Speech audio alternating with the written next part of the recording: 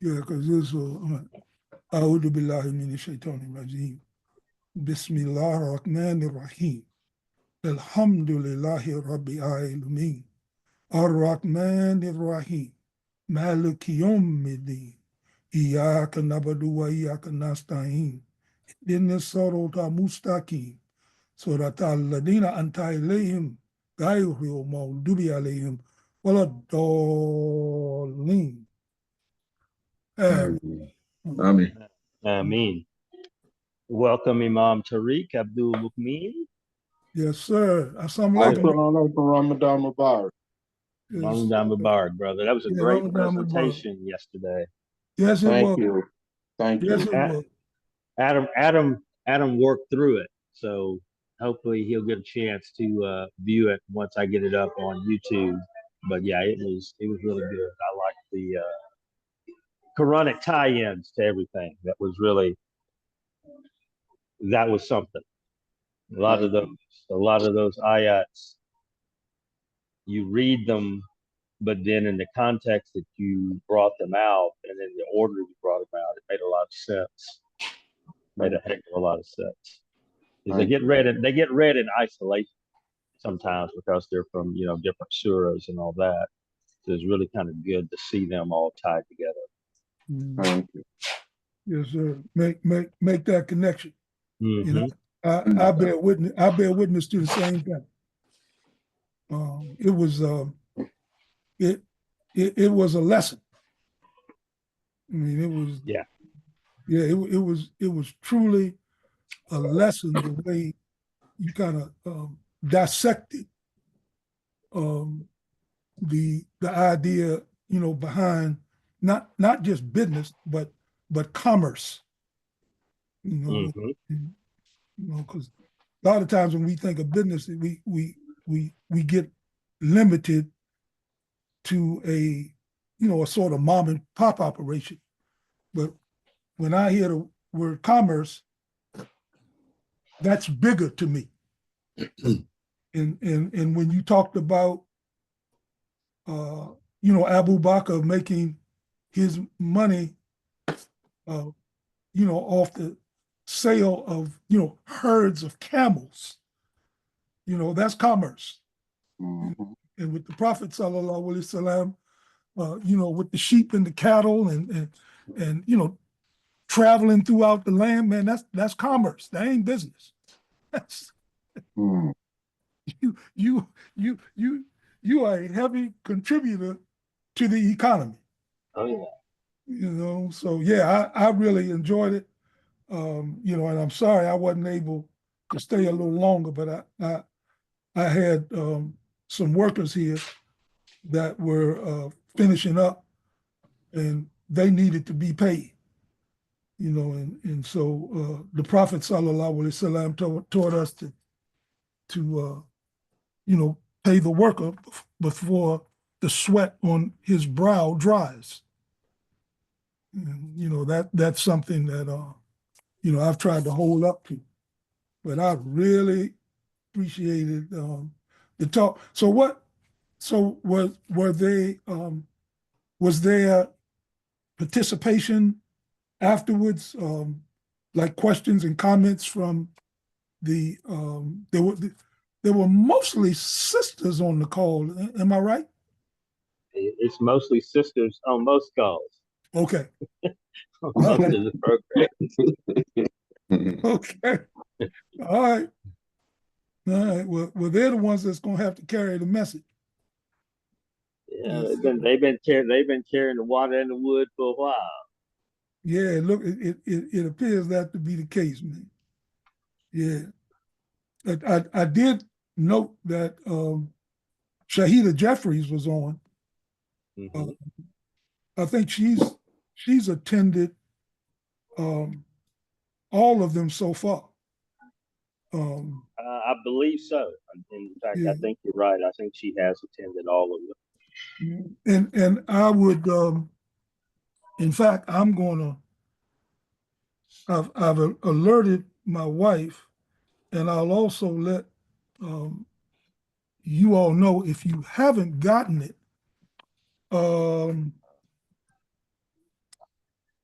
let's see, I think, can't remember the date, but you can get an idea of what some of the things Shahida Jeffries does, because Fitra Muhammad is going to have her on, let's see, March the 30th.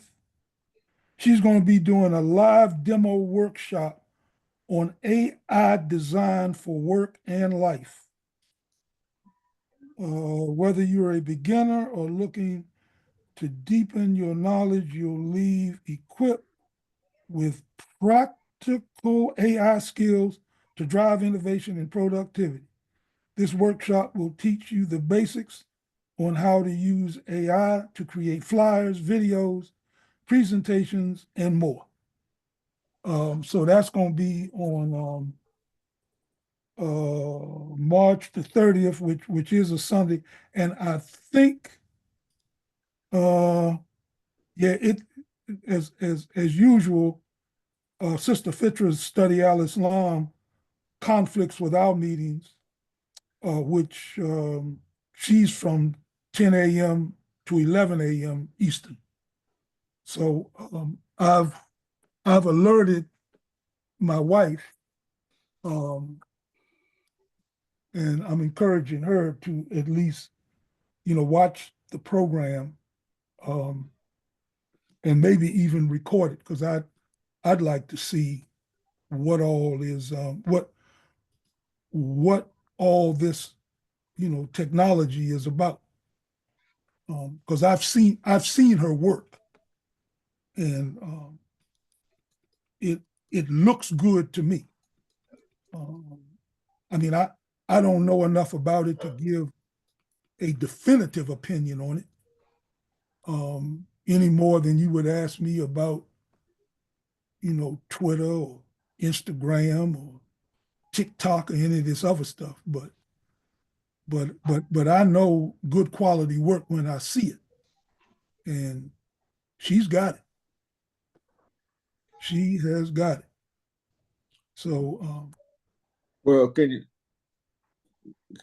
someone invite her to one of our calls? That's right. She's on Steady Out, so not a problem. not What not time is every that? week. Huh? She's not on every week. No, I'm saying, can someone invite her to? Yeah, that's another good person to have for one of our collective conversations or something in April or May. Yeah. Sure, I'll reach out to her, because I'm not I'm trying to reach out to her anyway, because I have an interest in wanting. I'm trying to introduce her to my wife, in hopes that my wife will see an opportunity for for them to be able to work together. Mm-hmm. She's in the process of launching her her ebook, and we're gonna need some help. Yeah, we're gonna need some help. So and hopefully she'll be in a position to to do that, because this is a labor of love that she's been working on for, I would tell you, it's got to be close to 2 years now, not including the research that went in it. So I'll reach out to her again, and just check her availability, and for collective conversations, as well as inviting her to one of our Sunday sessions to do a presentation for us. Well, that's what I meant in the first place. Is just invite her on and we can find out what she does. Yeah. Okay. If she would call in on Sunday. Right. Yes. Okay. I'll reach out to her. By the way, I was at that wedding Saturday. That's why I didn't tune in. I had to go to the wedding yesterday. That's right, because you set them up, right? You were the matchmaker. Why you put like set them up? I didn't matchmake. I ain't got nothing. She asked me to be the wali. I didn't set them up. I did give input. Okay. You're the middleman. Yeah, there you go. Oh man. The go between. Yeah. Jeez. Assalamu alaikum and Ramadan Mubarak, Brother Omar. Wa alaikum assalam. Collective.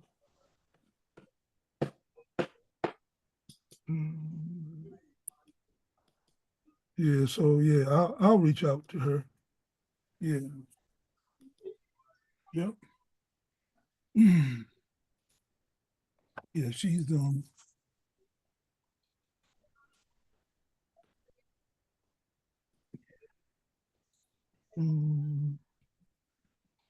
oh, I know it was something I wanted. I want to see. Let me see if I can get to where I want to go.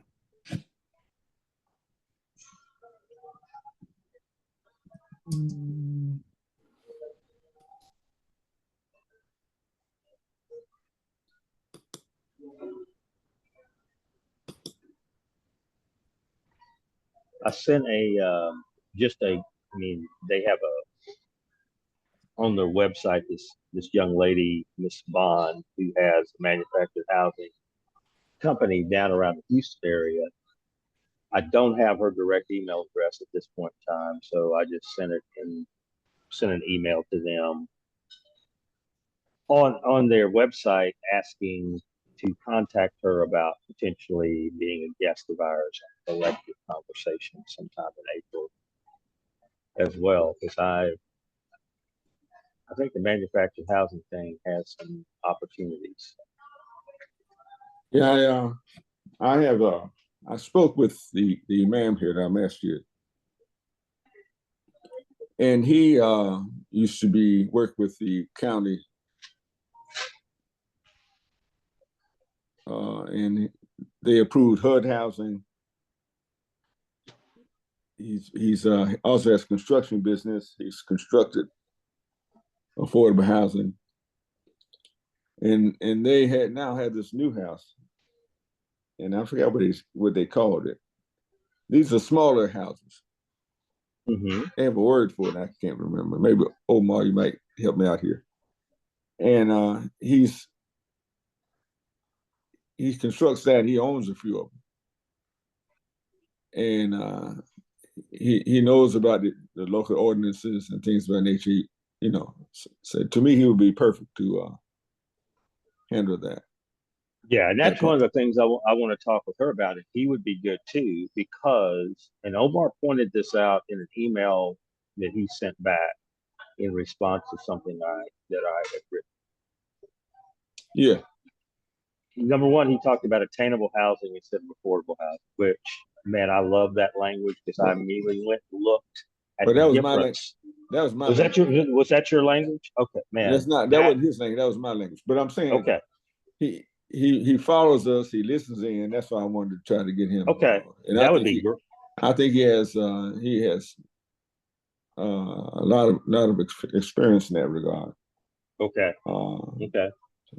So here in Dallas, they have an experiment in basically one small area of South Dallas where they're building tiny homes. That's what it's called, tiny homes.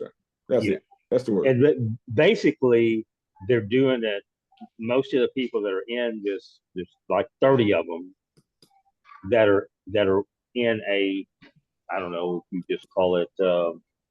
They got a big fence around it. I know it's supposed to look like it's gated, but anyway, they're all veterans. who were either homeless or in a drug program or whatever the case may be. So they're all veterans that live there. And it's all these tiny homes. They're really nice. I mean, they gave some community members, myself included, a walkthrough. This is like 3.5, 4 years ago, before they actually, had people come in and start living there. And if you remember the old travel trailers that people would hook up to their car and pull around and all that stuff? What were the really nice ones that were silver? Right. I forget what they were called. There's a name for them, but they're about that size. Not the long version, but kind of the shorter version. Really comfortable for 1 or 2 people. Everything in there that you would get in an efficiency apartment, kind of basically. You can take a shower in there if you had to, or bath. You can cook, the small refrigerator, all that kind of stuff. So that is one type of housing, the stuff that this woman does in Houston. And what I remember, Jim Walter homes in the South was their 2 and 3 bedroom, anywhere from 1,500, or I'd say, these days probably the 2 bedrooms are around 1,500 square feet. The 3 bedrooms are probably closer to 1,800 or 1,900 square foot homes that they're 90%, basically they're 90% done. They're done on a formula. They're 90% done before you ever buy them. You get 10% of choice on different things that you want in there, and they do all the site preparation. And basically, you're getting a house for $150,000, $160,000 that would probably cost you $350,000 to $400,000. But the thing that I'm unsure about is local ordinances, zoning ordinances on types of structures that you can put in that are going to be classified as regular single family housing. Yeah, well, you should be all right on that. Ordinances differ from state to state and county to county, but that's what he does. Their tiny homes are actually homes, not. Does the state or the county tax those tiny homes like they do, like any other residents? I'm sure Okay, they do. so yeah, they do, but it's very similar to what you were talking about last week. So how it's classified determines which, what the tax is on it, right? So like, if you have apartment complexes are taxed slightly differently in Dallas than a single family home is taxed. So it kind of depends on what classification it falls into, and things like how much space you have to allot for parking, and just things that I'm not aware of because I'm not a developer and never worked in that area, of things that have to be done to meet certain city codes and zoning ordinances, like the size of a bedroom. Yeah, all that kind of stuff. Yeah, and again, that goes from jurisdiction to jurisdiction. Right. It depends on what jurisdiction you're in and how it's taxed. But the I guess the bottom line basis is we do know it's taxed based on the value. Right. And tiny homes are not as valuable as a regular home because they're smaller. Mm-hmm. So just on that basis alone, it wouldn't be the value of it would mean the tax would be lower. Right. Unless there's some other special ordinance or something that gives it a more favorable tax basis. But yeah, I can see that. Yeah, so it'd be great to have him on that because I'd love to know things like how many of those you can actually build or place per acre, or however that is subdivided. Yeah, what the density is, and all or based on the footprint and whatever. Right. Yeah, Assalamu alaikum. So you Walaikum should be assalam. able to look that up in your local zoning. Most municipalities are members of MuniCode, MUNICODE. And you can pull up your county, your city, whatever on that, and you will be able to find out the zoning for parking requirements. Usually for single family homes, it is two parking requirements. I have seen that across most municipalities. But for ADUs, if you add like what tiny houses, some people call them ADUs, accessory dwelling units. But for accessory dwelling units, that may require that single family lot now have three or maybe four parking lots, right? So you have to accommodate the two parking for that single family home requirement that is outlined in the zoning, and then it may also require anywhere between 1 to 2 parking for this accessory dwelling unit. So these parking minimums can be found in the zoning code, so you can easily find that on MuniCode. A lot of things that municipalities are doing because they know that these parking requirements can be a barrier to creating these attainable housing. They eliminate a lot of the requirements they would for a single family home. They eliminate that for an accessory dwelling unit or a tiny home because those lots sometimes are a lot smaller. And these could be if you can find in your community lots of what they call insufficient size, meaning that a traditional house cannot be built on it, but you may be able to build an accessory dwelling unit on these insufficient lot sizes. Okay. That happens across the country where you find, these insufficient lot sizes, and then you have, another single family house there in between a lot that is vacant because it's insufficient.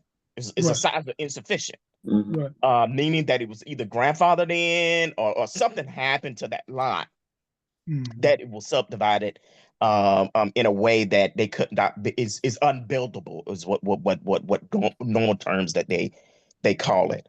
But those types of lots trying to do on a single family property, trying to build an accessory dwelling unit.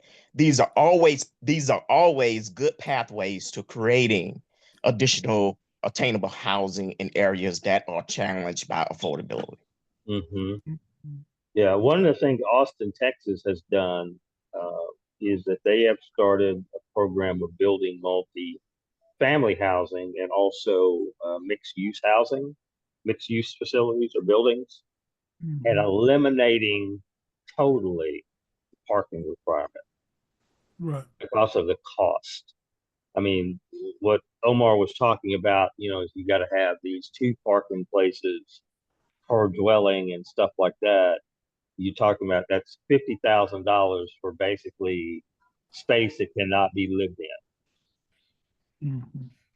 So to make housing more attainable, they're eliminating that requirement that there be parking and building along public transit, like train lines and different things like that, so that people have the ability to move about, but don't necessarily have to have a dedicated parking place or two.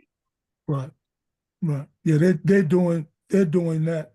They're doing that in DC as well. So when I was telling you about the up zone that we got in those 2 blocks, I've got a couple of properties that are eligible for up to 18 units, but parking will not be a hindrance to that build out. Because the city has relaxed or eliminated that part of the zoning regulations. So now they are encouraging more multimodal transportation. So so if what they will do under certain circumstances And this is what is known as they call it a PUD here, a PUD. It's uh, Planned Unit Plan unit development. Development. Yep. There's certain benefits that the community can derive from this PUD. So for example, I know there was one developer on Georgia Avenue where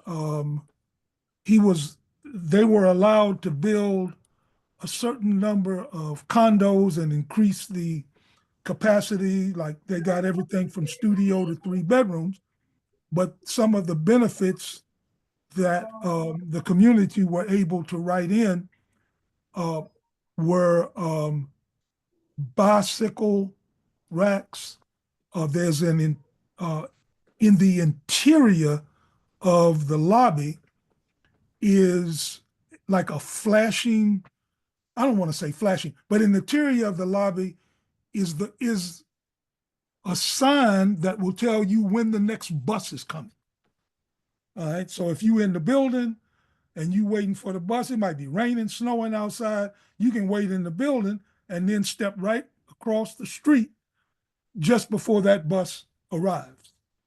So it's other things come up. Developers may agree to put in like a pocket park or some other amenity, not just for the unit, not just for the tenants in the building, but also for the community. So yeah, I mean these things are possible. I don't know how much a tiny home is going to work here in the district only because land by itself, depending on where it's located, that can knock it right out the box. You know, and we're limited here in terms of height. We cannot have any building in the nation's capital that obstructs the view of the U.S. Capitol. So we cannot grow vertically, and because we have a limited land mass, we can't do horizontal. So what this city experienced was a rash of what is more commonly known as pop-ups and pop-backs. So you might have someone with a 2-story house that would then be able to add a 3rd story. Or instead of adding a 3rd story, they could go back on a deep lot, depending on how deep the lot is. You know, they could go back 10, 15, depending on your lot, you might be able to go back 25, 30 feet. You know, so, and we just got in the last 4 years, we just got the accessory dwellings. So you can now have either a separate unit in your home, or, and this is new, you can now by right have a separate unit in your garage. So the new part of it, garages could always have electricity, but you had to get a special exception in order to get it, to get plumbing and the other sort of conditions that you would need to be able to declare this a home. So but that's changed. And so because the city's comp plan is coming up for review, if not this year, I think they're going to start on it this year. I may raise this issue of the tiny homes, you know, to help this to help the city's homeless population, which which is, like many cities, a lot of veterans. So yeah, this is I'm gonna check out that Municode site too. Sounds like is it a like a clearinghouse for state regulations on It is zoning? it is a clearinghouse for all zoning regulations. Now, Okay, small townships, um, areas that have limited budget, they may right, not be on the Unicode, right, right. on the Unicode. Yeah, So you would have to go to their website under their zoning department and find their zoning ordinances. okay, But most large municipalities, they will be on Unicode. okay. All right. Okay. Yeah, no, we matter of fact, I'm gonna investigate it and just see. In fact, I may be how far are you, Omar, from the Clemson area? Clemson is about 3 hours for me, maybe 4. Okay. All right. I was thinking I might try to get with you because I'm planning a trip Okay. down there in May. And Okay. in fact it's an exploratory trip because we have a good friend down there that owns like a block of housing, or I don't know if it's a whole block, but it's a significant number of houses and vacant land on one particular block. Okay. I'm going down to take a look and just see what the development possibility. We're going down to see what the development possibilities are I understand. in that area. So one way Let or me know another, if you if need. I don't see you in May, it may be sometime, because if Allah blesses us to go in this direction, as opposed to trying to move to Spain, I mean, I'll reach out to you Okay. without hesitation. All right. And let me know if you need to do a site analysis out there on like for the zoning and to Okay. ensure that what you're doing out there meets the current zoning requirements, what you're going to need to do to move a project forward. That's some things that I those are services that I can provide. Yes, sir. Alhamdulillah. Yes, sir. I most certainly will. I won't hesitate. Yep. All right.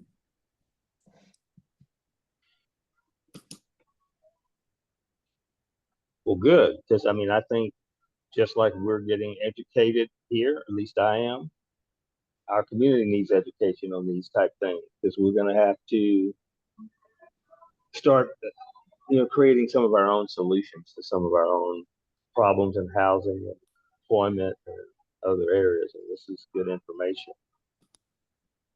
as far as the housing part of it. Some different options for us. Mhm. Okay.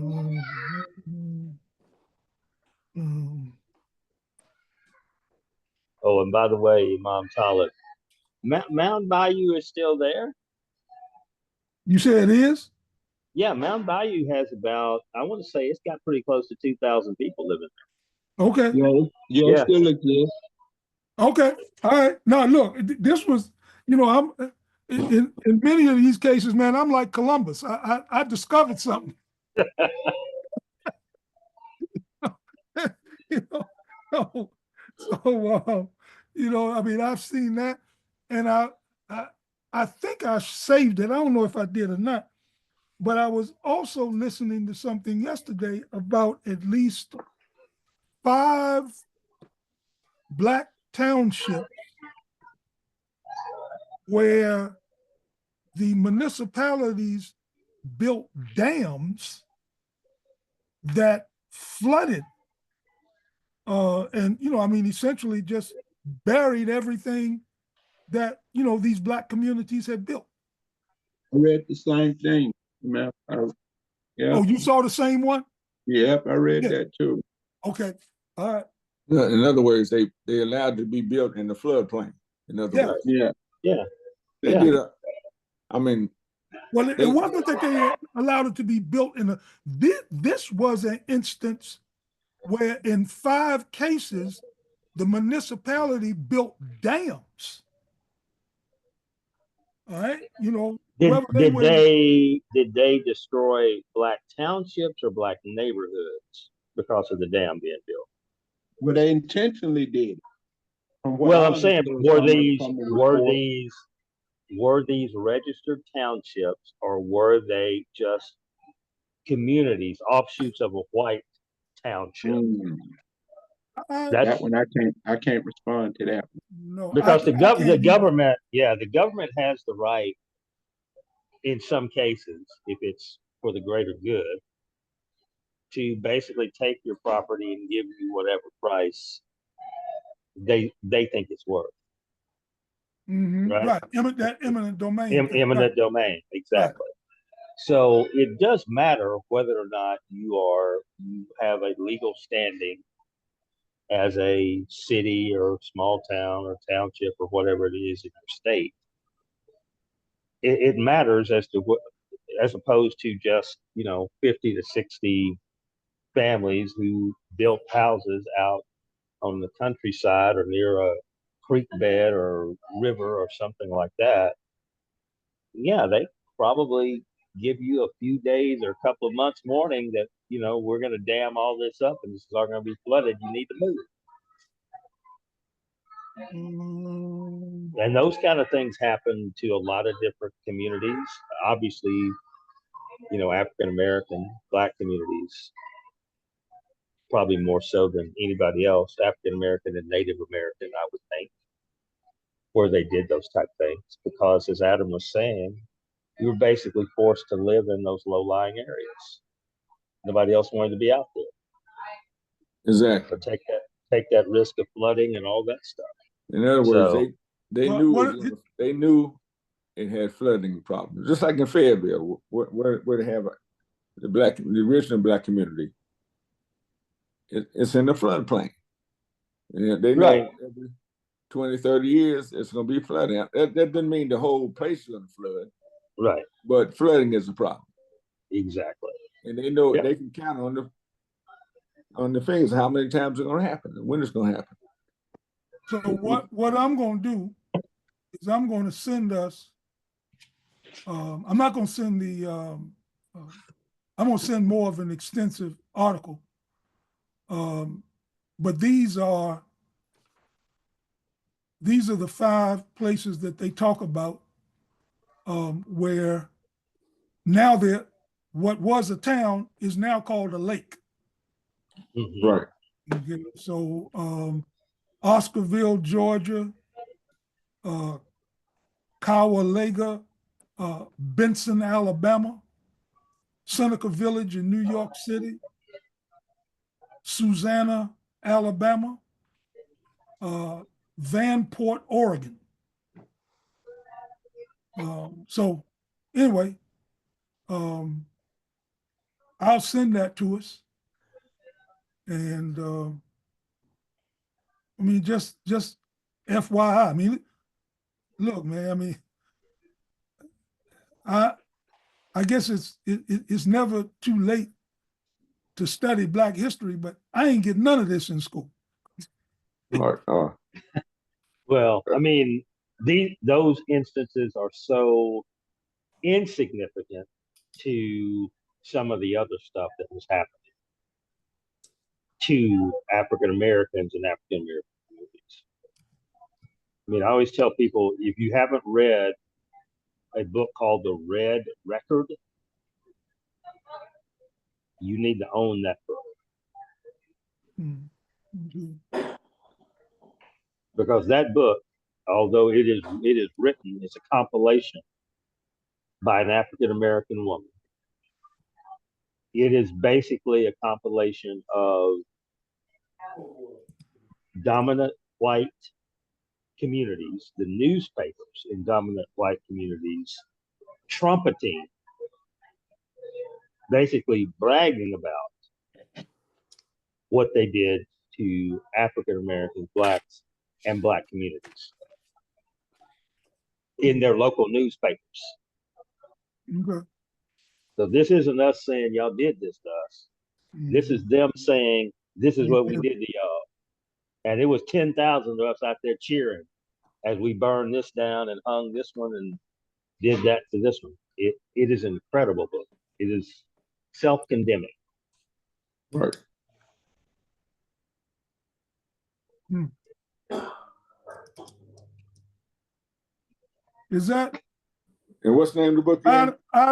was that Ida B. Wells? Yeah, Ida B. Wells wrote it. Okay. And it's called The Red Record. Right. Yeah, I'm looking at it now. Originally published in 1895. Yeah. Okay. Hmm. Okay.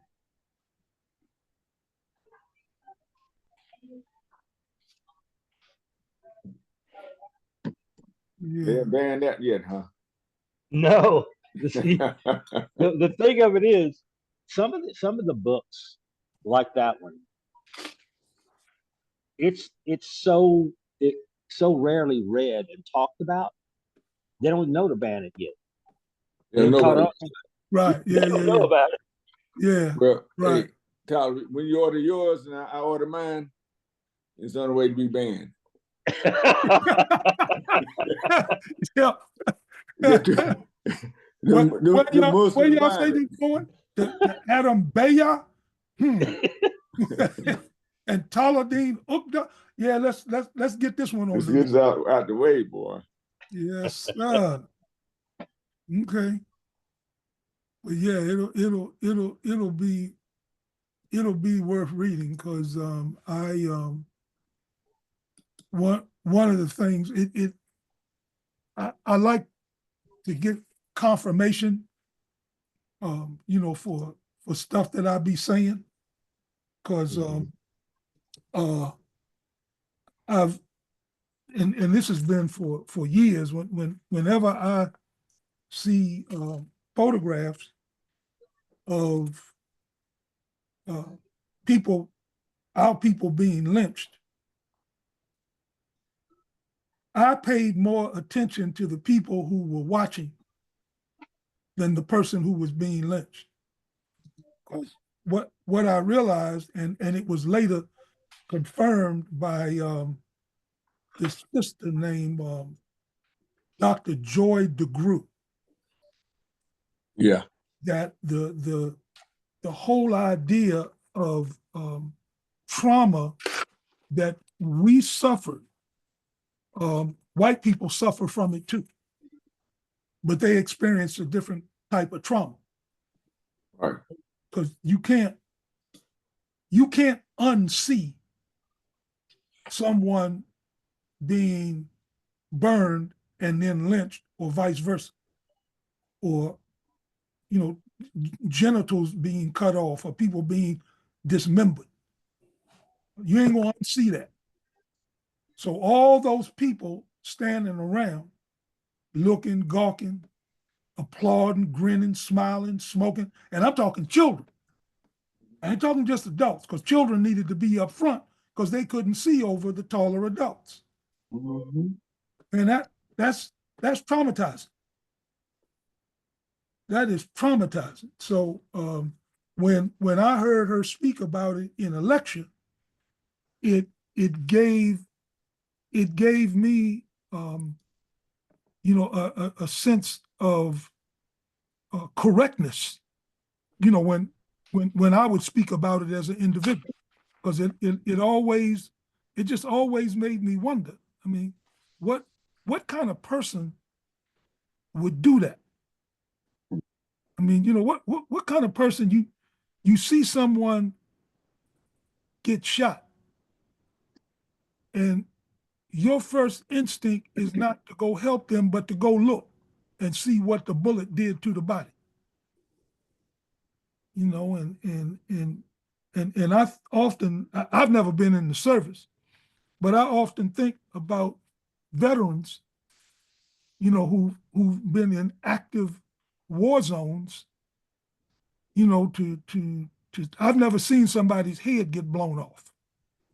I mean, just literally blown off, or an entire body dismembered, and I mean, and once you see something like that, you can't unsee it, so and that's why some of the soldiers have PSD and all that stuff. They come back with that. yeah. Question. I forgot my question now.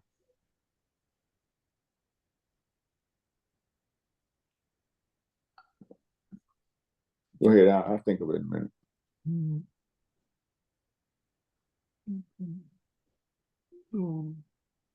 Yeah, it looks like we lining up. Looks like we lining up some people for collective conversation. And one thing I want to ask, with facial recognition, if we can take one of those photographs and identify those children to see whose grandfather that was. You follow? No, I understand. I mean, whose grandfather that was? And maybe grandmother, because one of those young girls in one of those photos when they was burning or hanging an African American male looked just like Cindy Hyde Smith, the senator here from Mississippi. There you go. Wow. There you go. Okay. Yes. Okay. Yes, sir. And I mean, I'm talking about, I'm like, I wonder if this is her grandmother somebody. Okay. Embarrass them today. Embarrass the whole family. Call them out. Say Well, that name. Well, I did do a post on Facebook where they was questioning some of the things that she ruled on. And so it was during, I think, so-called Black History Month. Yeah, and I maybe I shouldn't have said that. I said, is that her when she was a little girl? Because someone had put that picture up. So would it look just like her? Okay. Well, now.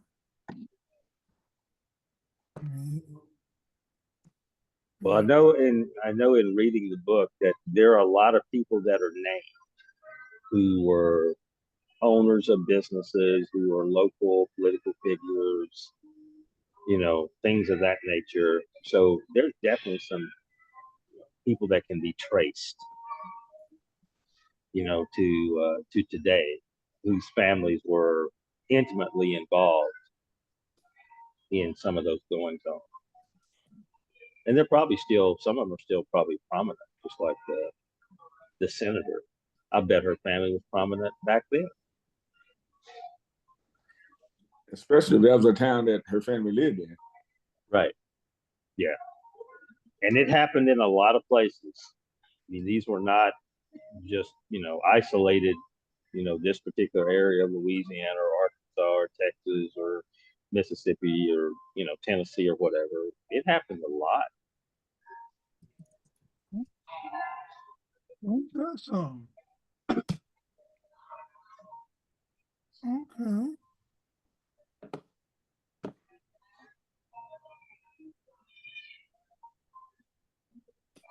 All right. Yeah, she's a piece of work. Senator Cindy Hyde Smith. Okay. Wow. All right, girl. So yeah, it stirred up some stuff. And she gets elected in that Mississippi, correct me if I'm wrong, Imam Tariq, but that is a majority Black state. Oh wow, I'm gonna have to pull up the stats again and see. I think it is a majority black state. I thought so. I know the majority of us live either in central or north Mississippi.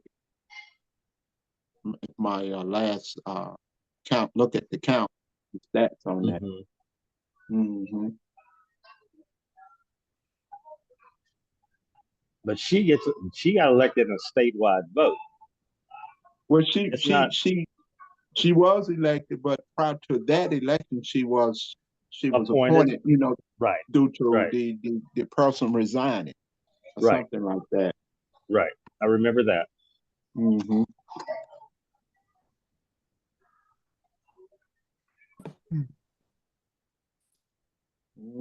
Yeah, okay. Yeah, they posted a political ad where they posted a political ad of looks like a lynching somewhere in Indiana. Mm-hmm. And she didn't, and I guess they must have superimposed yeah, they had superimposes an unrelated photo of a current white senator from Mississippi. And the text appears, "This is where U.S. Senator Cindy Hyde Smith would like to be." Now, of course, she didn't help her own case because at some campaign event, she was praising a supporter by saying, "If he invited me to a public hanging, I'd be on the front row." She said that? Yeah. That's what she said. That's right. That's what she said. She said it. That is a direct quote. "If he invited me to a public hanging, I'd be on the front row." Imam Talib. Imam Tariq. Tariq or Talib? Tariq, I'm sorry. Yes, sir. You need to take that quote, right? Take that quote and impose that picture on that quote, showing the little girl in the front row seat. Yeah. You follow me? Truth and truth.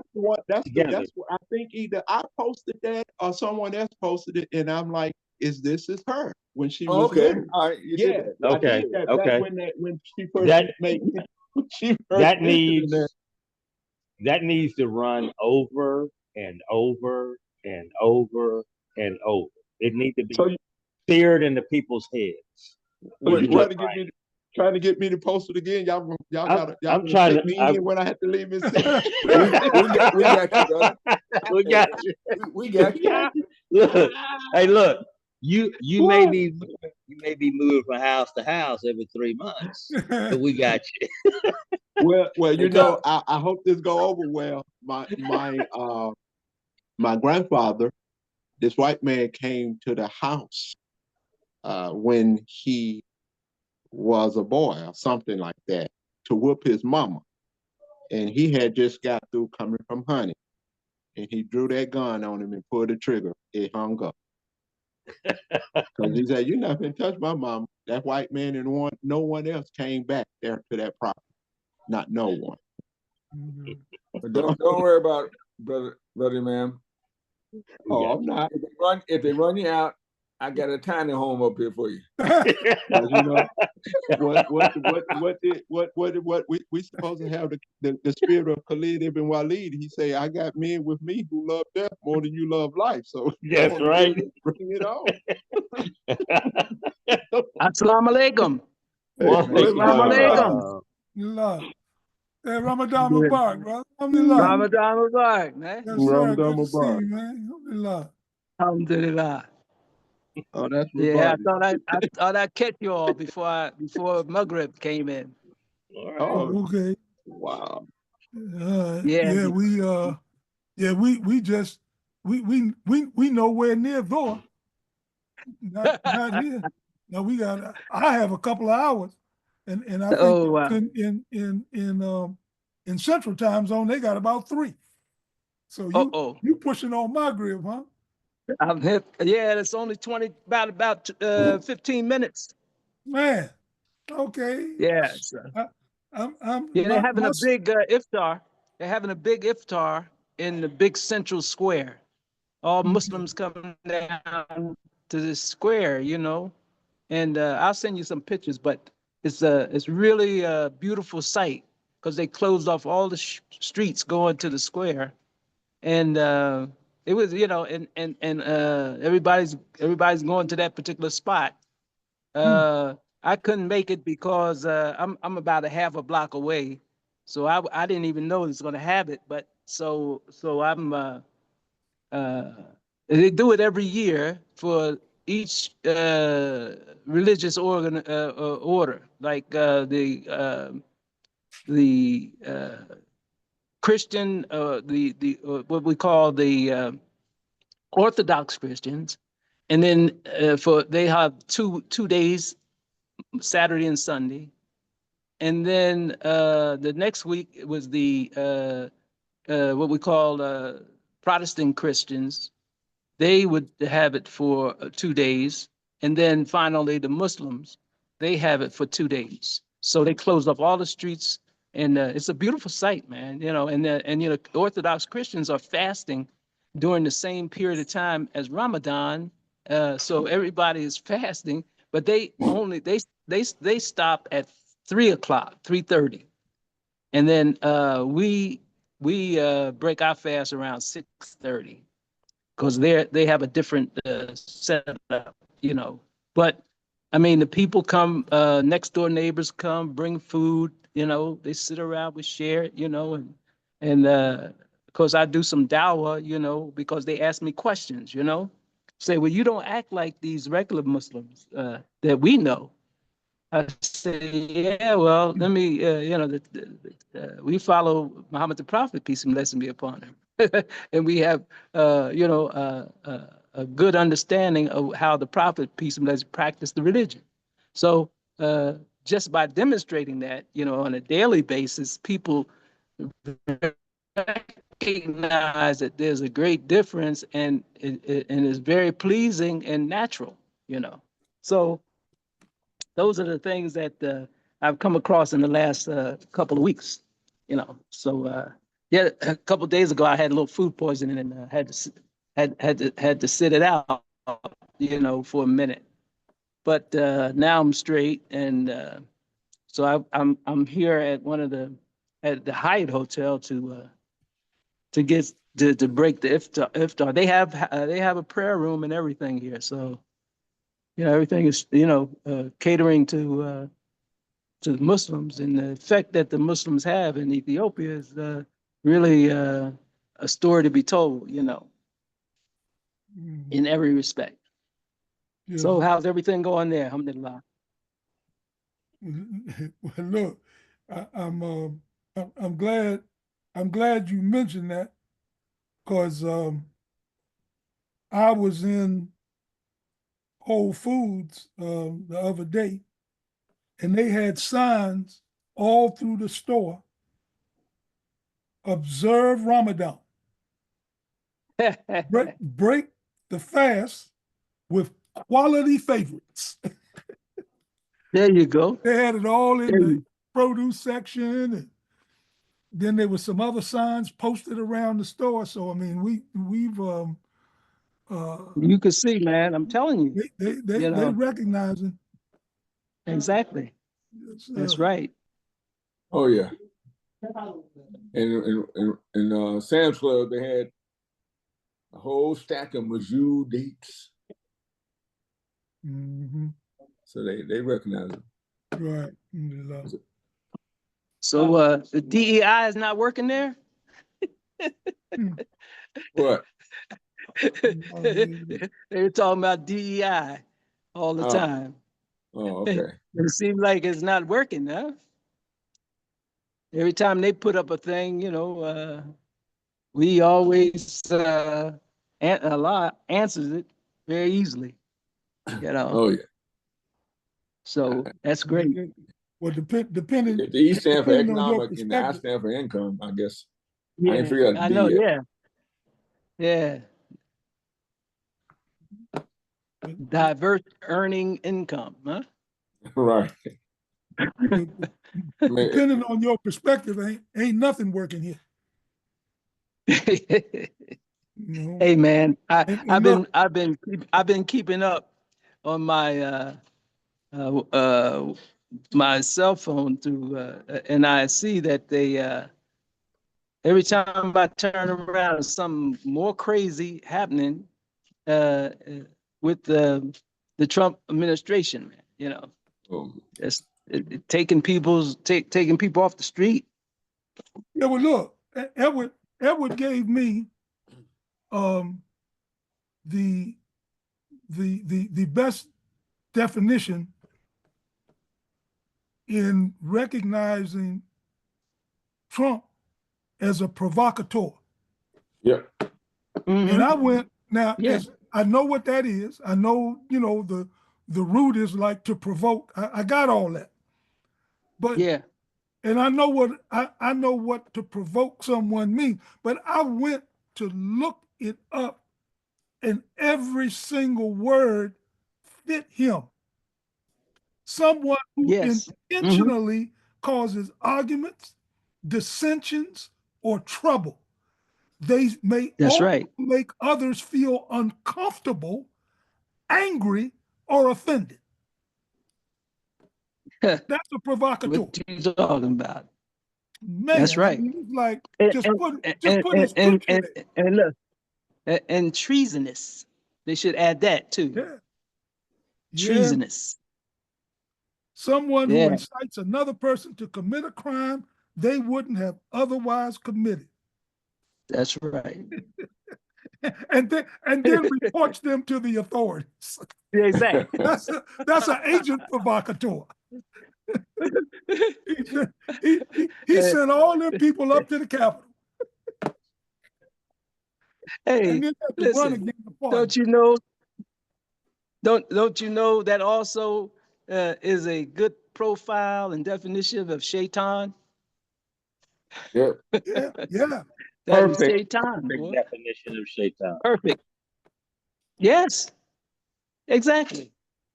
With a glued hairpiece on. Damn, shaitan. I thought you'd be cooler than that, man. Oh man. Yeah. Yeah. So Yeah, ever that since should be that. I learned that, man, that's what I've been calling. That's it. That's it. So when somebody asks you, well, who is shaitan? Wow, you bring that definition out and then you pin the tail on the donkey. That's all. Yep. Yeah. I need to commit it to memory because I think Exactly. I'm going to be using it more often than not. You know? That's right. That's right. So And alhamdulillah, man, you all are doing good. That's good, man. You know. yes, sir. But look, in fact, we were having a conversation that falls right up your alley. We were talking about tiny houses. Or Oh tiny, yes. Oh yes. So and I tell you, you know, the thing about it is people will find out that they don't need that much space and room to really live a comfortable life. You know, right. I mean, there are tiny houses that can accommodate. If you can reduce a big four bedroom house, especially with our ages. Oh my goodness, a whole lot of utilities and all kinds of savings that you have in a tiny home. Right. But I guess you don't get the profiling. Huh? You know, people build homes and design homes for just profiling. They only live in a bedroom and a bathroom and the kitchen. You know, they might have a seated chair outside, have a little patio. That's about it. You know. And if you spend 2 to 3 hours a day commuting, 8 hours on the job, you know, you're not in your lavish home that much where it's just, it makes any sense. Yeah, you're in that lavish couch that you have that you fall into when you come through that door. There wasn't no noise. I'm telling you. But alhamdulillah, you know, everybody has this desires and dreams, and all the dreams and desires usually come in the form of a big house with a swimming pool and 2 or 3, 4 car garage, you know. So big old kitchen, and I know my daughter, she has all of them trappings, but as soon as she get home, she go right upstairs and go to bed. She don't need but one. She don't need but 2 rooms, a bedroom and a That's bathroom. all. That's right. And look here, and if she gets something to eat, she might call Uber Eats or Yeah, something like that. You know? I said, right. oh man. Yeah. And real estate taxes too. Oh gosh. Mm. Yeah. Kind of feel sorry for you people in DC and Maryland and Virginia. And New York, of course. And Yeah, New Jersey. Hey, man, don't forget Texas. Don't forget Texas. California, Florida. Well, you know, the thing about Texas, I just love Sister Crockett. Sister Crockett, she lighten them up, man. I said, whoa. Yeah, Boy, I tell you. yeah. She don't seem to And hold back. Oh, she look, man, she can go street on them in a minute too. Go street on them. But that's what they Yeah, need. I mean, yeah. She's actually my congressperson. I'm telling you. Represents my district. Oh yeah. Yeah, and the funny thing is, I actually voted for her opponent. They had in the runoff, well, in the general election and then the runoff.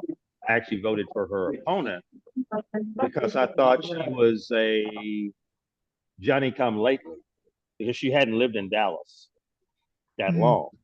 She's originally from Texarkana, Texas. So people around here were skeptical of her because she got known in some big high profile civil rights cases around here, but really had not been in and around Dallas that long. But she has acquitted herself quite well. Yep. She really has. She's won everybody over. That's your representative. Yeah, that's my representative. That's my hey Willis. I call him my president. That's my president. That's your president. Look, she's the one that took the letter B to a whole new level. Yeah, I know, she did. I know. A bleach, yeah, she did. A bleach, blonde, bad built butch bite. Oh man. now I committed that to memory. That's historic. That's historic. Yes, sir, man. because it fit. That will go down in the pages of man. The Library of Congress, bro. That's a Library of Congress. It was an accurate description of the person she was. It hit the mark. And look, they've been trying to get built butch body. Body. That's right. Yes, sir. I'm telling you. And see, what I liked about it was she used all them beads, but she didn't use the B word. Right. Exactly. That's right. Didn't have to. No, sir. Look, Marjorie Taylor Greene would have loved for her to say the B word. Yes. See, all that smoke she got, boy. Ooh. But I bet she won't open her mouth too quick Not to her. on any other issues. No. And neither will the ones that heard it. Right. That's right. She did a whole lot of whooping with that statement. Yes, sir. And that Kramer, that was the name, Comer Pyle. Oh man, they surely know how to pick some idiots. I tell you that. Don't know law. All they doing is carrying out orders. Yeah. Good God.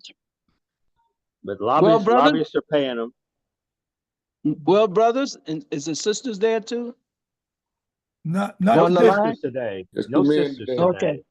They're All celebrating right. National Women's Month. Oh,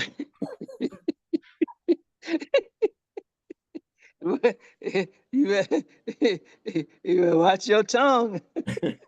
So let me. Okay, since you just sparked something in my mind, is it this Sunday or is it next Sunday that Sister Fitra is going to have a presentation by a sister who is going to explain why sisters in the community don't necessarily need to get married?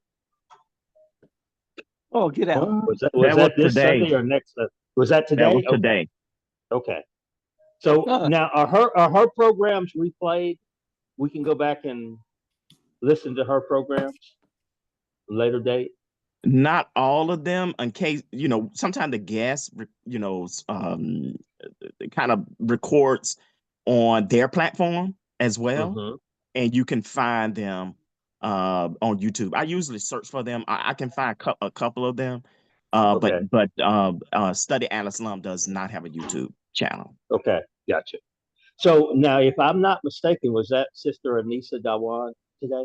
It is. Okay. Okay. At least that's what is advertised. Okay. Anisha Dawan and Imam Fahim Shaway. And it's going to be co-moderated by Nama Mohammed. Okay. Okay. Well, I'm telling you, I don't know, but all they had to do is adjust the attitude and take some lessons from people outside of their community, and they'll get a better perspective on how to attract and keep husband and a father. I'm telling you, because I think I didn't know people, human beings could behave the way I'm treated. I just, it just blew my mind. So I would travel and brightens or gives another perspective on the ills or the successes of what you what ails you. I mean, if you see other situations and you see the situations in terms of marriage and keeping a marriage, you need to at least travel around and see other Muslim communities and see how. I know our particular situation in terms of being ripped from our community life as a people, but you can't all, that again is not an excuse to get the best out of life. So you have to, measure it and work and see how men treat women and women treat men in other environments, and especially Muslim environments, you see. So that's all I've got to say, brothers. I've got to break my fast and Right. make the maghrib. Yeah. And may Allah bless you all with the most choicest blessings during this Ramadan, and to stay healthy and complete our responsibilities and duties, inshallah. Okay. Assalamu alaikum. Wa alaikum salam. Ramadan Mubarak. Ramadan Mubarak. Yeah, so you're right. That is happening. That is happening today. And is that the promoted subject topic? The promoted topic is explain the concept that marriage is half of one's religion. Okay. What does this mean for men and women who never marry or remarry for reasons of their own? So What you mean remarry for reasons of their own? That's how it's built. What does this mean for men and women who never marry or remarry for reasons of their own? All right. And I think the reasons of their own probably is much more shaded toward those who don't marry. Yes. Right. Okay. That's the way I would. Yes. That's the way I would read that. And that's how that was my takeaway when I read it. Mm-hmm. All right, not just reading it to you all now, but when I saw it before, I'm thinking to myself, well, all you're doing is offering an excuse. Well, maybe not. I mean, that's why I wanted to see if I could hear what they said. Yeah. Because I don't want to jump to conclusions. There might be reasons. Right. Might be legit. Might not be legit. How do I know? You got to hear it first. Now I've heard of this sister Anisha Dewan. Oh, she's big time in our community. She used to come on this call, right? Oh yeah. Yeah. Is she married? No. Oh. Her father, I think her father is still the imam there in Little Rock at the largest masjid in our community. It's in Little Rock. I think her father's still the imam there. She's she's a solid sister. I've heard her speak before. Several different occasions I've heard her speak. She is deep off into the deen. But she's not married. As far as I know, she's not married. Okay. Okay. And I guess she has reasons of her own, which is all right. Yeah, I'd like to hear them, because I think there are quite a few women, educated women, especially in our community, that are in that, say, 35 to 50 age group, that are not married, but are active in the community.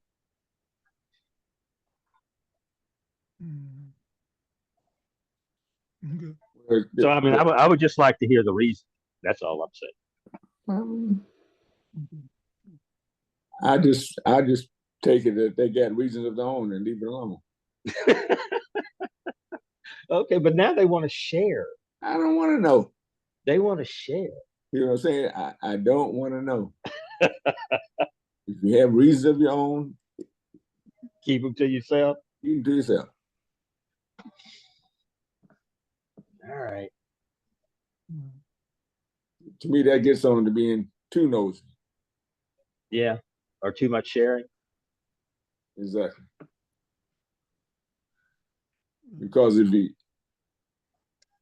you share it too much, it becomes what Tyler Dean has said, an excuse. Mm-hmm. Yeah. And what I'm more concerned about than anything else is the influence. Yeah. Well, that's look here, we know to have a successful community,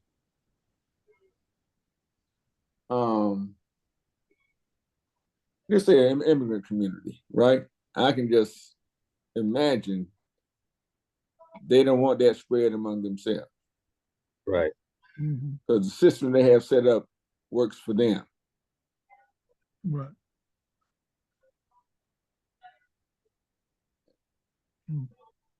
And they don't want that influence in their circles with their children, right? Because that goes against how they're raising their children. Right.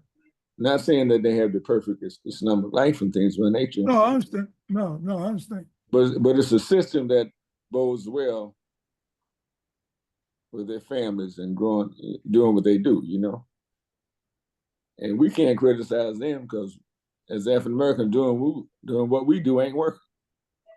You follow? Right. But I tell them, you have more problems about the broader community influencing your children than us. Right. Yeah. You That's have where more they have, problems with that's, that. yeah, that's where they have their problems. Really? I promise you. Yeah. But I mean, there are some parts of the immigrant community that are really interesting. On Friday, there was a community-wide iftar here in Dallas, kind of like what Rabani was talking about that they're having there in Ethiopia, and it was downtown. It was in what's here called Thanksgiving Square, which is a interfaith meeting place, beautiful with I mean, it's just beautiful grounds. There's a beautiful place for worship inside. There's place for seating and different things outside. It was a beautiful night. So everything was set up outside, and it was put on by a group called the Dialogue Institute. Are any of you guys familiar with Dialogue Institute? No, sir. Okay, so you might want to Google Dialogue Institute, and you might want to make it a part of your knowledge base. They are Muslim. They are primarily Turkish. I think there are some Kurdish immigrants that are also a part of it, but they're primarily Turkish. And if you know anything about the Turks, their practice of al-Islam, though it's majority Muslim country, the practice of al-Islam is probably for most Muslims in and around the Middle East is considered a little more secular practice of al-Islam. I mean, they're somewhat liberal in their approach to al-Islam, but there are a lot of them. So nobody says too much bad about them. Because they also have guns and tanks and airplanes and all that stuff in Turkey. But this particular group, a lot of them have immigrated to the United States because of political pressure in Turkey, their opposition to the government. But what they push is education, and they push this interfaith thing. And like this year, they have done something in the neighborhood of about 24 or 25 iftars. Just the Dallas branch of the Dialogue Institute has done that many iftars. And they've done it at Jewish synagogues, Protestant churches, Catholic churches, I mean, everything, and public stuff. Every weekend they have something here in Richardson called Ramadan Streets, which is like a street bazaar type setup that's large and things. And they just come across as being your average, everyday individuals. We happen to be Muslim, but we're just like you. Come sit down and eat. Let's talk about whatever type of thing. And they attract a lot of people in the community, people with the power to make things happen. I mean, I went to the one here on Friday, and people that I've been trying to get in contact with to do different things toward Imam W.D. Muhammad's 50-year celebration happened to be there. And I was able to get things done that I've been trying to get done for a month. But my thing is that their approach to, I guess, propagating Islam seems to be working. And it probably helps that they're a little bit lighter shade than we are. And it probably helps that they don't have not, their family line has not gone through some of the trauma in this country that ours have. I mean, you can't dismiss those things. But it's interesting to watch them, and it's interesting how differentiated they are from, say, our Saudi brothers and sisters, our Iraqi brothers and sisters, and so on. Their approach is just totally different. Their attitude is different. It is really interesting to see conversations different. You know, when you're having a conversation with them, even about Islam. I mean, one of the brothers, I was talking to him and his wife there when we were dining, and he said, our approach is we never explain. We just are. Mm-hmm. So if you want to, he said, if somebody wants to really get to know Islam, and he said Islam, of course, then they just need to spend time with us. And if you spend time with us, then you'll know. And like Adam was saying, if you're not spending time with us, what does it matter? Right.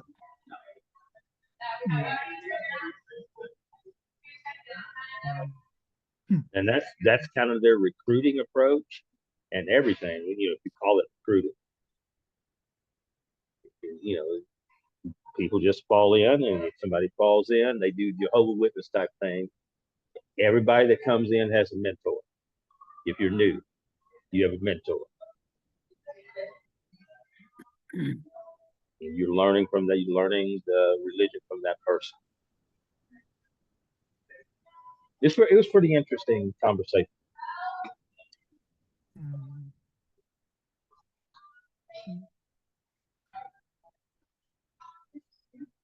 Yeah.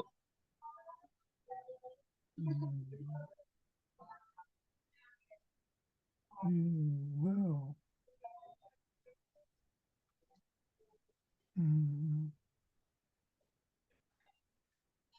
Okay.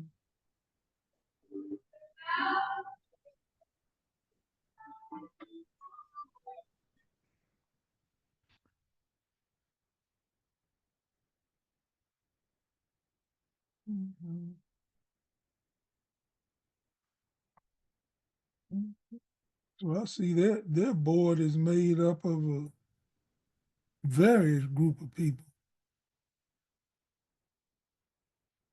Okay.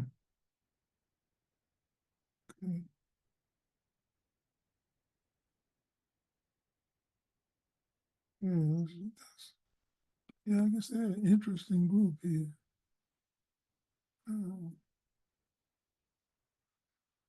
Well,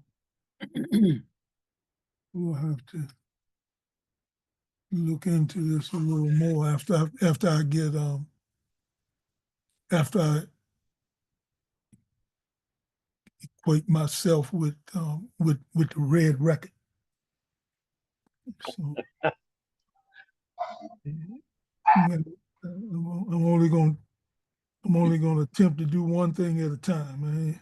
I hear you. It's tough to get all my reading and stuff in because of all the reading that I'm doing in Quran and study. So yeah, I'm doing the same thing, trying to just stick to something that I can focus on in the meantime. I did have an interesting discussion with a couple of business people, African American Christian business people the other day, and we were talking about investments, and we were talking about housing, and that's from these two brothers is a lot of where my recent housing discussion stuff has come from. I don't spend a lot of time thinking about the housing issues and solutions to it, but talking to them is kind of one of them is a mortgage broker. The other one is just a local businessman, has a couple of restaurants, but they were talking about the idea of looking at housing as more of a commodity, something that we consume, as opposed to looking at housing as an investment.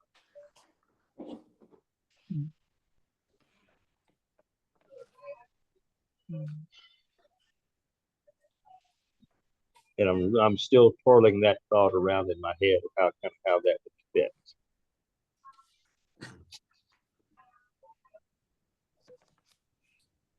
So it said looking at it as something you can move. Well, no, as a commodity, something that you consume. You know, something that's like it's a necessity, but it is an automobile, food, electricity, all of these things that kind of go into a budget. Is that housing should be looked at as that particular type of thing. You gotta have insurance, you pay taxes on it, all these things that it's a consumable. Right. As opposed to being an investment. I'm going to invest in this house. I'm going to get equity in it. Yeah. You know, my investment's going to grow. When I sell it, I'm going to make a certain amount of money and all that type of thing. They say they think, or beginning to think, that that's the wrong way to look at housing. So Edward, did in that conversation, did they have any, or did you all have any conversations then about where does the wealth shift happens? Because most African Americans' wealth is tied up in their land. It's Yeah, tied and up that in is housing. So did they have any right. conversation around that? Yeah, so they had the brother who's in mortgage banking had some statistics. And you know, some of the investment return information that he had, it's out there for anybody to look at and to gather that information. But a lot of it is beyond our community. Like if you were looking for the number one investment return on anything over the last 50 years, it's art. We're not buying art. We don't know where to start. Swirls of paint on a board. We don't know where to start with that. So that's out for majority of our community. We don't have access to it. So of the things that are practical access, if you look at over the last 50 years at the S&P 500, return has been somewhere between 9 and 13% on average. If you look at the growth of real estate, return has been somewhere around 5 to 7% on average. Well, So, Edward. This is what they were saying, and the numbers are there. I agree with them. Yeah, on certain type of art. You understand? Well, the art is beyond. You can't go anywhere. There's a lot of art that don't have returns. I agree. And how I wouldn't even know where to start as to which would give me a return and which would. Exactly. So that's why I said art is out. Oh, okay. Yeah, art is out of the equation. Because I'm going to say most communities, and especially the African American community, we don't understand art. We can't look at this or that or the other and tell which one of them is a masterpiece and which one of them was done by a junior in high school who's pretty good. I mean, you know, for the most part. So that part is out. But the equities versus real estate ownership, I can start to understand that. But the idea of looking at, say, home ownership as simply being a commodity, where I'm going to put it the same, you know, as I put buying a car or buying food or paying for utilities and things of that nature. It's a budget item. That's a little bit, I wasn't raised like that. I was raised with the American dream home ownership thing in mind. And what the mortgage guy, and this really surprised me, and he's been in the mortgage business for about 20 years, is that he is saying if you had taken the same money, obviously, and invested in equities 20 years ago, as opposed to, say, a mortgage, that you'd be much farther ahead economically.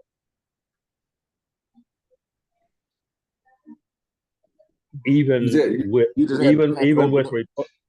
replacement housing, you got to have housing. Yeah, I'm saying otherwise you have to hope it don't rain tomorrow. Right, exactly, right, yeah. Or a high wind and take your tent.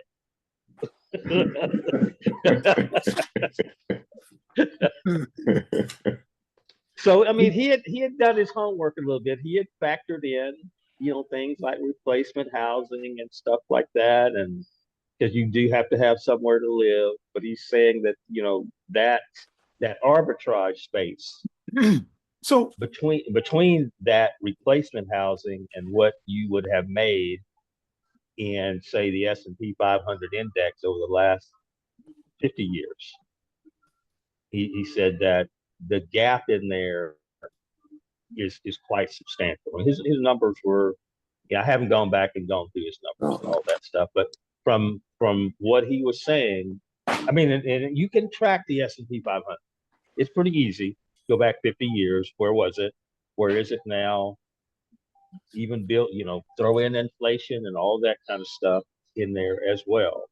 And it's done between 9 and 13%, depending on how you plug in inflation and some other factors. That's just there. I mean, that's a fact. So here's my question.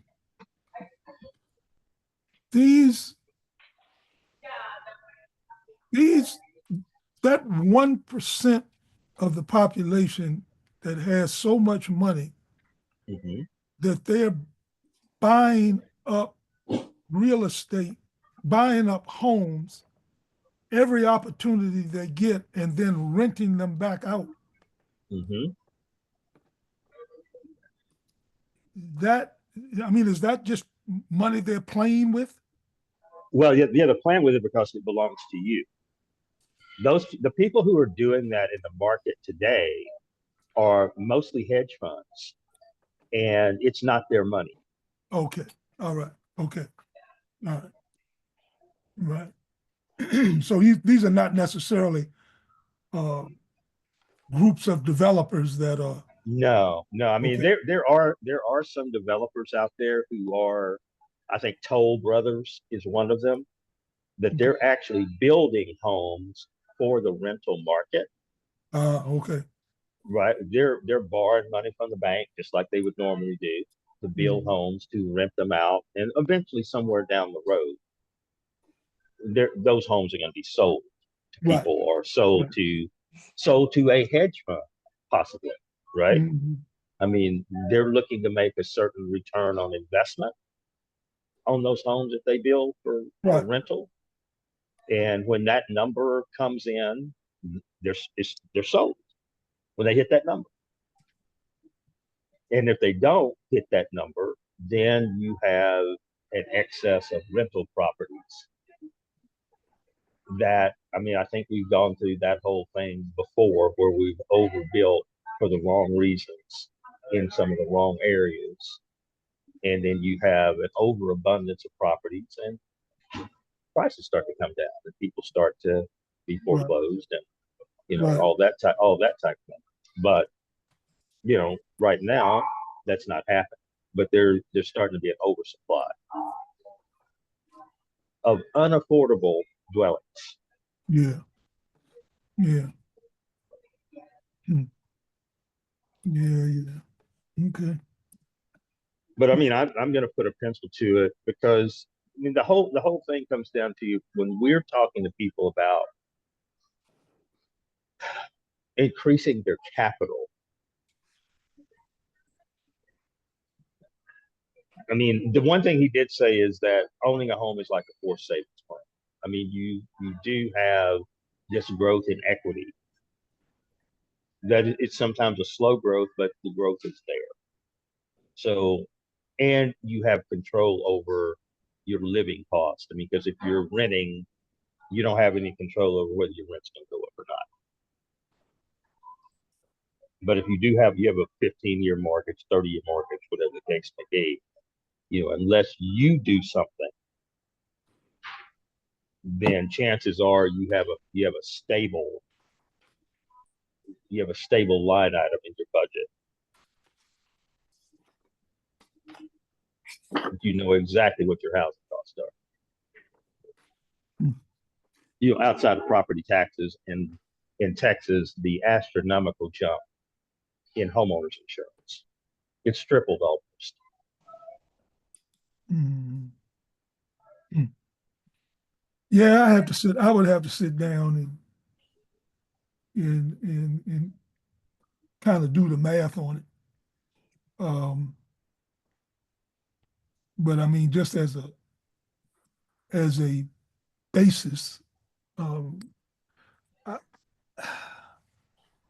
and I'd have to attribute some of this to just a law putting me in a good timing position. But this would have to be some new thinking for me. Right. Understood. Because Same here. Yeah. See, 'cause, my initial thought on it was maybe if I was rethinking it from the homeowner purchases that I've made in my past. I've owned 3 different homes. Would I go for a smaller footprint in home ownership and shift more investment dollars into the equity market? Because the general thinking is the grander property that you buy and own, the chances of that property appreciating are greater than a smaller unit in that same, if they're similarly situated in the same area. If you're in the same neighborhood and you got a 3,300 square foot home as opposed to a 2,200 square foot home, the larger home's probably going to have greater appreciation. That's normal thinking, right? More bedrooms, more living space. I mean, more space to entertain, all that stuff. So, I mean, I'm like, I'm sorry for no, that's cool, brother. I think also what needs to happen too in this housing space is thinking about housing differently. When we start off our life, right? When we graduate college and we haven't quite gotten married yet, we don't need a huge amount of space. But as we grow, we settle down, we get married, still don't need a whole lot of space. But when you grow your family, you do. And then as you're getting older, you don't need a lot of space. So I think as we're talking about these constructions of new housing, it needs to be flexible enough for people's lifestyle changes. When you first starting off as a first-time home buyer, it just may be you and your wife. You don't need as much space. So you could rent out a portion of your house, right? Design your house in a way where it has separate entry, right? And you can use it, what I call them flex space. And you can break down walls, put up walls to be able to create additional space as you need it, or limit space as you need it, and rent out that extra space as your lifestyle changes. That is gonna happen at the beginning of your life when you don't have a growing family. And also when you're empty nesters, you're not going to need as much space. So you can extend those walls again and rent out that space. That's extra income. So it's the way that we think about the space that we are occupying. How do we make it work for us in an economic, viable way? Mm-hmm. Right. And that's what makes my personal situation unique. That's why I'm trying to wrap my head around, just how would that work? I mean, because the other thing for me is where I understand real estate, a lot of these other investments, I don't understand. you know, I mean, and particularly, and I think it's important too, in my case, because of my age, I can, you know, I can, I'm considering what type of investments I'm going to make. Me putting money in the best stocks that are going to yield me a return might not be to my advantage if I need to leave it there for 5, 10, 15 years. I mean, I don't, What do you mean have to leave it there for in other a long words, period in of time? order, let's say that I picked 5 of the top stocks that, paid out the largest dividends in the last couple of decades. Mhm. And I was to dump $20,000 into those stocks. What could how long would that money have to be there in order for me to be able to see some dividends that make sense? 1 year.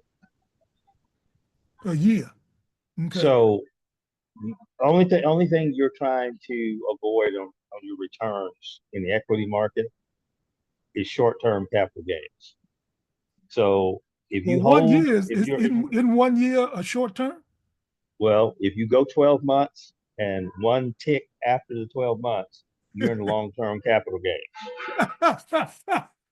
Seriously, Yes. man, oh man, man, Yeah. that's a racket. What Well, no, I one mean one day? it's a think about it like this. It's a caravan. And in the time of the Prophet Muhammad, when he was working for his future wife, he was leading the caravan. And let's say this particular caravan wasn't camels, but it was General Motors and Cadillac automobiles. And you got a whole caravan there, and you just going from state to state, Right, dealership to dealership, right. offloading as many as the dealers want, right? Yep. And you come back with your trucks empty. You sold everything. Come back Mhm. and report to Khadijah. That's the equity market. You left out with a certain amount of inventory. It was worth X number of dollars. You sold everything.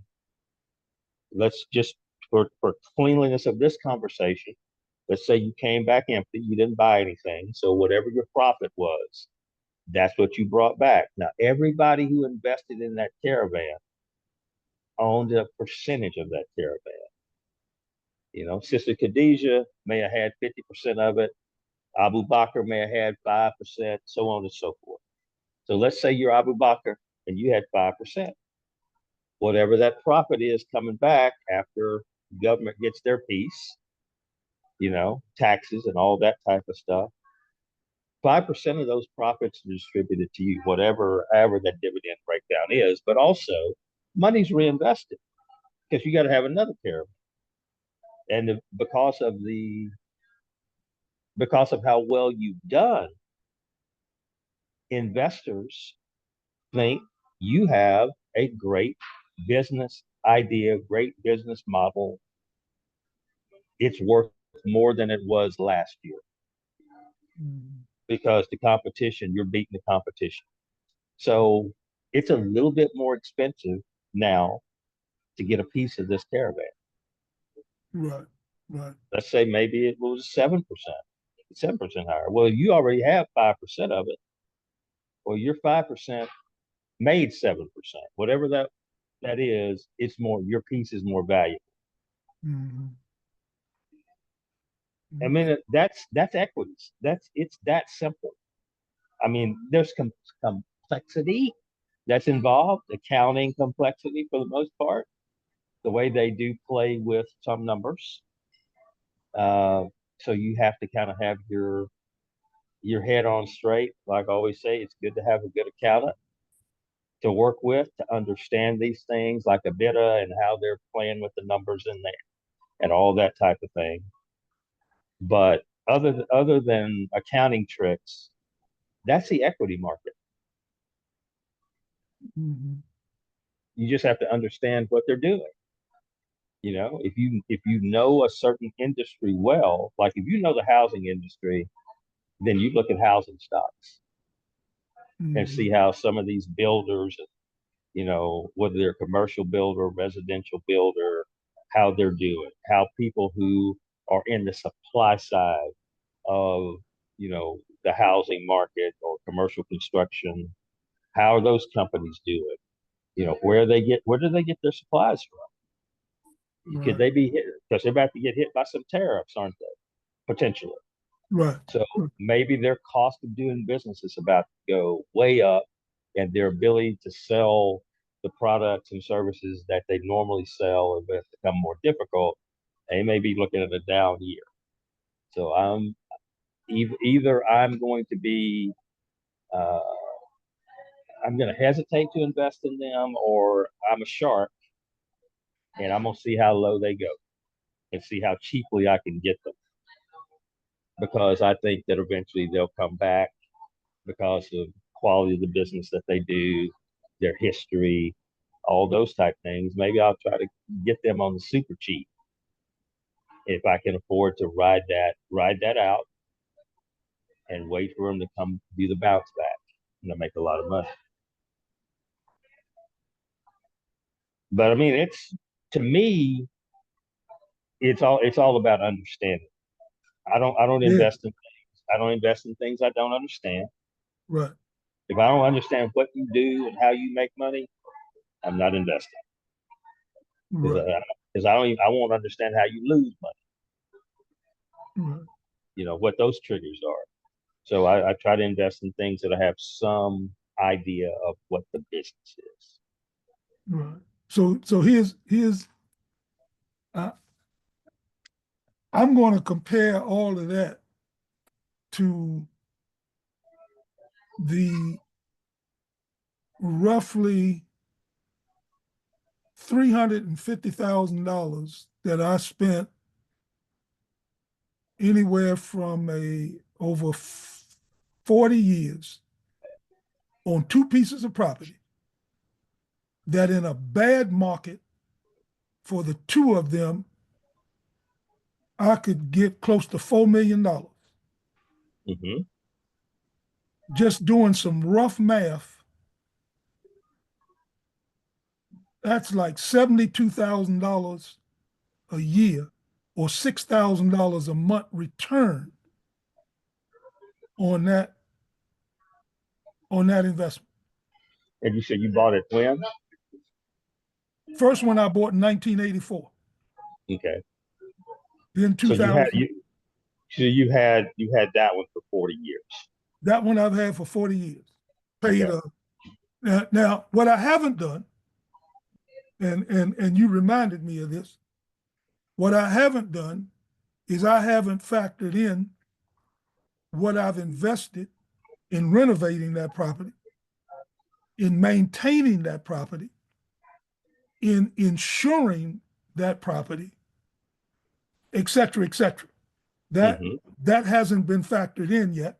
And I would tell you, should it be, then that's going to reduce those numbers. But I'm only giving it to you in terms of how I'm approaching it. Now, Right. listening to Yep. what you were saying, I could see the possibility. This is why I'm not poo-pooing on this idea of equity. I can see that if I was to make the types of investment in this caravan that you were speaking of, I wouldn't have those issues. My equity investment, when it pays out those dividends, that's going to be clean money. I don't have to consider spending money for renovation. How much did I invest in this? And when I had to put a new HVAC unit on top of the building that was $8,500, I ain't got to worry about that. Correct. Well, I mean, you're those are still clean.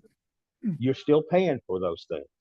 So this is Right, important that's to understand too. You're still paying for those things.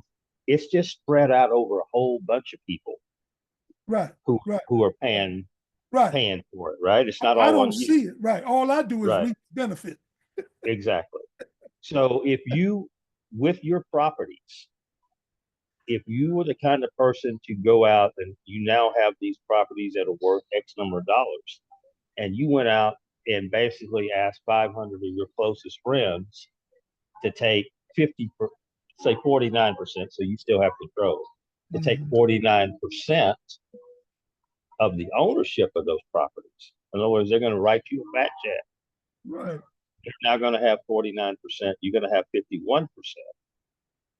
But they also now are sharing in all the expenses of upkeep, replacing air conditioning units, Yes, sir. taxes, Yes, sir. That's right. insurance, all that stuff, right? That's right. Yeah. You can call that a partnership if you want to, but you're moving toward the equity model, Right. right? Right. Okay. Okay. And I'm kind of laughing at it because I know a group of couples, Black couples, who have pretty much done just that. Pool their money together and have certain ownership of certain properties. Some they're renting, some they flip. And I also know a family here in Washington. One of my plumbers, his family, brothers and sisters, and a lot of the brothers in the family, they're in the trades. So they went to Baltimore and bought up these dollar homes and they actually, I think there were like four of them, four siblings. And because some of the homes required you to live in them for a certain period of time, they all moved to Baltimore. Okay, and lived there for whatever time. It might have been like 5 years. Bought the home for $1. The plumber, the electrician, they fixed them up. Right. I think Oh one yeah. of them did tile. So I mean it work. It can work, but it is work. Yes. This equity investment, there doesn't really seem to be the work comes in you doing Your the due research. diligence. Yeah. Get your due diligence in. Right. Right. Okay. All right. I mean, listen, I listened to you one time and I wasn't disappointed. So But I mean, it's just something worth considering, putting a pencil to.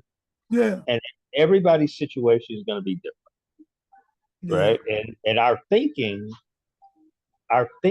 on real estate is like my ex-wife told me this the other night. She's been in her home there in the Austin area now for 20 years.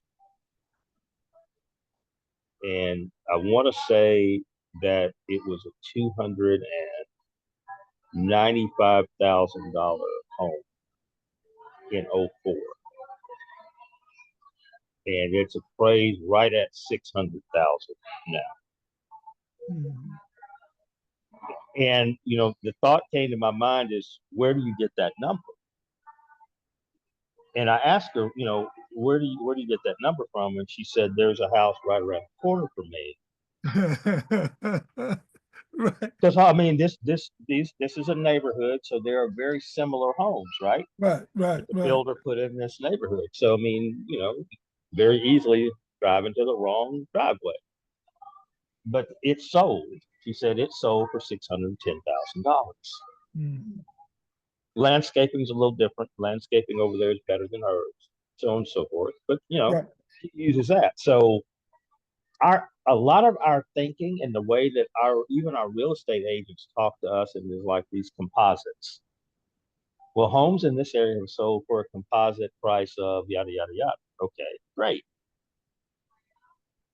And a lot of times that holds true. And if you have a stable market, then you can use those numbers. Right. Right. You can use those numbers. But if you isolate one house in a static market or a market that is falling, Mm-hmm. your house may or may not be worth that. Right. Right. Right. Or one, or even in an environment like we have now that is unpredictable. Exactly. You Right. know, because I mean, if I allowed my emotions to get the best of me, all the stuff that I was hearing coming from President Musk, I would have gone to the Treasury and cashed in my I bonds before he got a hold of them. Yeah. Right. You know, but you know, I'll never forget the imam's statement to the community, you know, in February '75, you know, when he stood before the community and said the winds of emotion not gonna shake this house. Mm. You know, and I learned long time ago, you know, from being on the street, that you never let your emotions get the best of you. Right. You know, because once I get someone emotionally involved, you mine. I'm gonna take advantage of everything I can get. You know, so I mean, this is um, but I'm gonna think about that. I'm gonna look into it some more. I'm gonna talk. In fact, I've been talking to my son, um, you know, about it, because you know, he has a different investment model that he's working from, Mm-hmm. and he did tell me the other day that he's uh, going to start seriously saving towards his uh, uh, purchase, you know, real estate purchase. But he, in the past, he's been, you know, I found out, you know, he's got an account with is it Fidelity? You Yeah. know, he has So do I. yeah, some he has something with them, and he's he's been on his job long enough now where they are his employer is contributing more to his 401k, that I just learned the other day, because I ain't know nothing about this, because I haven't worked for anybody before. But he's at a point where when he leaves, he's either at the point or he's getting to the point where, should he leave that job, he can take his 401k with him. You know, so but you know, so I'm gonna do some research on it, and I'm gonna come back and let you know. I'm gonna come back and let you know what happens. I'm not gonna do anything until I get back from South Carolina, because I wanna see what's happening there. Everybody in my family has been down there but me. So they waiting for me to come down and, I guess, put the final stamp of approval on it. So so but no, this is some good information, man. Some, you know, because prior to this conversation, I've always thought kind of one dimensional. You know, just I put my faith and trust in real estate. You know, if for no other reason, it's real. I mean, the first word in the word is real. Right. Oh yeah. Yeah. You know, but no, there's some good information. I appreciate it. Yeah, I grew up around a bunch of people who always went around moaning about being land poor. They had a lot of land, Mhm. but from time to time the land wasn't making them any money. But the one thing I always noticed, they never sold any of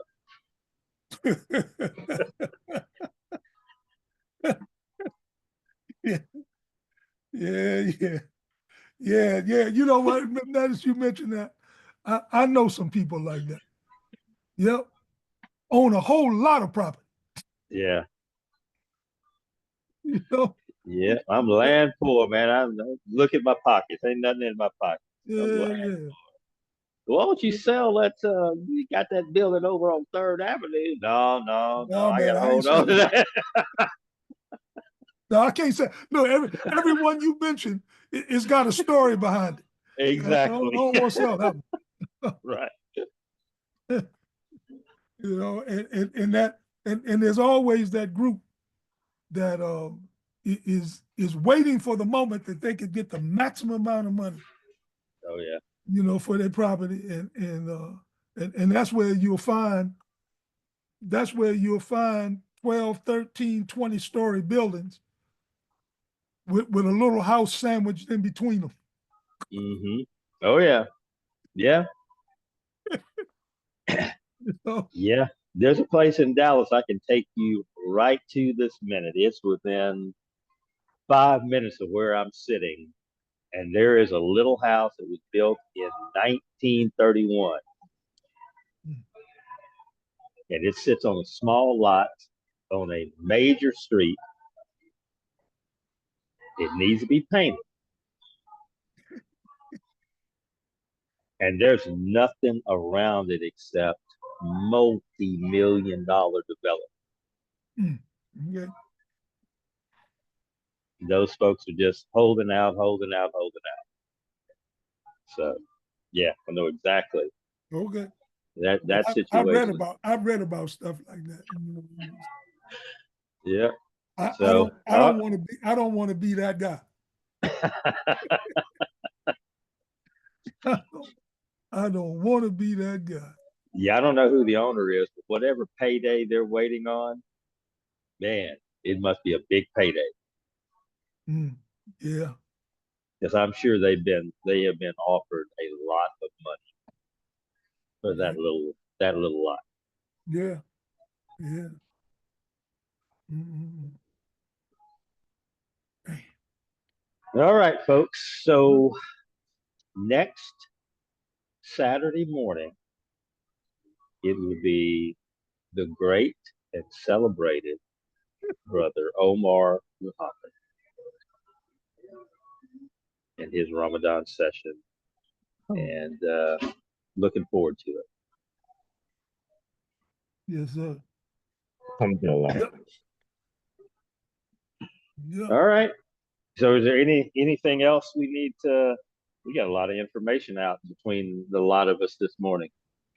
I did attempt to send that article to us of the 5 Black American towns hidden under. I saw that. It popped up. Okay. I got a All notice that I'd received it. Okay. All right. Excellent.